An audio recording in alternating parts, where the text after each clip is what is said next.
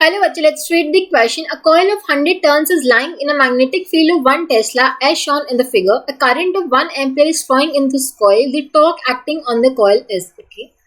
So हमें क्या बताना है बेसिकली टॉर्क फाइंड आउट करना है. अब देखो टॉर्क का फॉर्मूला क्या होता है, that is given by NIAB sine of theta. ठीक है. अब देखो नंबर ऑफ टर्न्स की वैल्यू कितनी दी हुई है 100. करंट कितना दिया हुआ है 1 एम्पियर.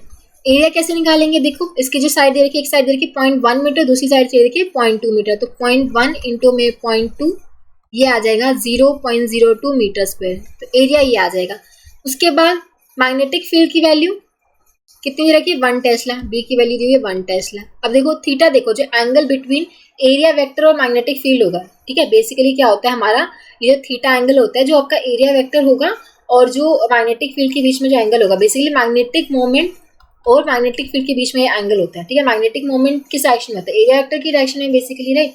अब देखो इसका जो क्या कहते हैं एरिया वेक्टर होगा वो किस डायरेक्शन में होगा, perpendicular to the plane of the paper.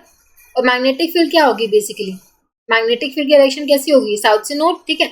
सो जो इसका जो एरिया वेक्टर होगा वो परपेंडिकुलर होगा मैग्नेटिक फील्ड के. ठीक है. सो हम बोल सकते हैं जो एंगल होगा 90 डिग्री हो जाएगा इस केस में. जो मैग्नेटिक फील्ड होगी that would be perpendicular to the area vector. ठीक है. क्योंकि जो एरिया वेक्टर होगा perpendicular to the plane of the coil होगा. ठीक है. Which would be perpendicular to this magnetic field. Theta would be 90 degree.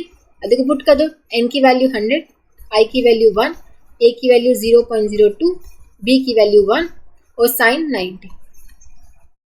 तो ये आ जाएगा साइन 90 तो 1 नहीं होता है, तो 100 इंटू 0.02 ये आ जाएगा 2 न्यूटन मीटर. यानी कि torque acting on the coil will be 2 newton metre, जो कि हम देख सकते हैं ऑप्शन बी में गिवन है. Option b would be the correct answer. I hope आप सबको समझ आया होगा. Thank you so much.